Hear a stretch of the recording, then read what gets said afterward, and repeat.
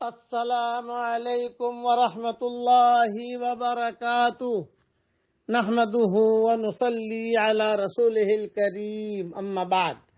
آج کا سبق سن لیجئے۔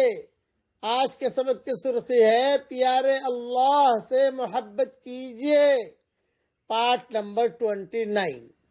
حضرت معاویہ رضی اللہ تعالیٰ عنہ فرماتے ہیں کہ رسول اللہ صلی اللہ علیہ وسلم صحابہ کے ایک حلقے میں تشریف لے گئے اور ان سے دریافت فرمایا، تم یہاں کیسے بیٹھے ہو؟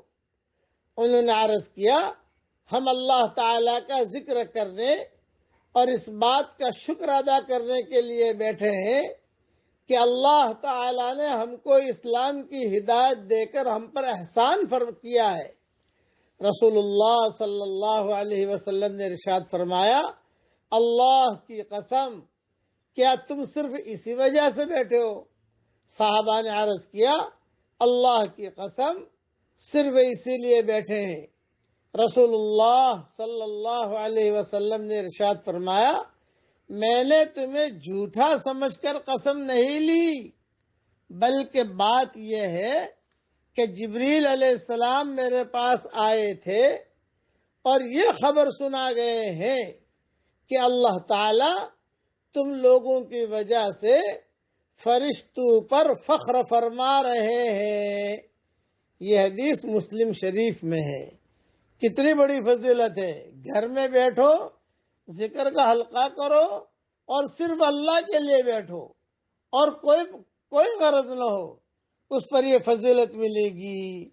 کیا جبریل علیہ السلام آ کر کہہ رہے ہیں، رسول اللہ صلی اللہ علیہ وسلم فرما رہے ہیں کہ جھوٹا سمجھ کر میں نے قسم نہیں لی، بلکہ بات یہ ہے جبریل علیہ السلام میرے پاس آئے تھے اور یہ خبر سنا گئے ہیں کہ اللہ تعالیٰ تم لوگوں کی وجہ سے فرشتوں پر فخر فرما رہے ہیں۔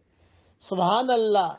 اللہ سے پیارے اللہ سے محبت کیجئے تو اللہ تعالیٰ عرش پر جو ہے فرشتوں کے سامنے ہم اب فخر کریں گے، دیکھو میرے بندے بندیاں مجھے یاد کر رہے ہیں۔ اب پڑھ لیجئے میرے ساتھ، رب اغفر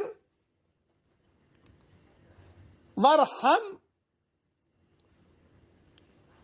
وانت خیر الراحمین۔ قرآن شریف میں یہ قسم کے جملے یا اس سے ملتے جلتے مفہوم کی آیتیں بہت ملے گی آپ کو۔ لَئِن لَّمْ يَغْفِرْ لَنَا رَبُّنَا وَيَرْحَمْنَا اور رب اغفر وارحم وانت خیر الراحمین، مغفرت اور رحمت، یہ دونوں چیزیں اللہ تعالیٰ کی طرف سے بہت بڑا ہدیہ ہے مومنین کے لیے، ہم سب کے لیے۔ اسے گنگناتے رہیے، پڑھتے رہیے اور وقت آنے پر انشاءاللہ اس کی تشریح بھی کر دی جائے گی۔ ایک مرتبہ اور پڑھ لیجئے، رب اغفر وارحم وانت خیر الراحمین۔ اے ہمارے پیارے رب، ہمیں معاف کر دیجئے اور ہم پر رحم فرمائیے، آپ بہترین رحم کرنے والے ہیں۔ اللہ تعالیٰ یہ دعا ہم سب کے لیے قبول فرمائے، آمین۔ وآخر دعوانا ان الحمد للہ رب العالمین۔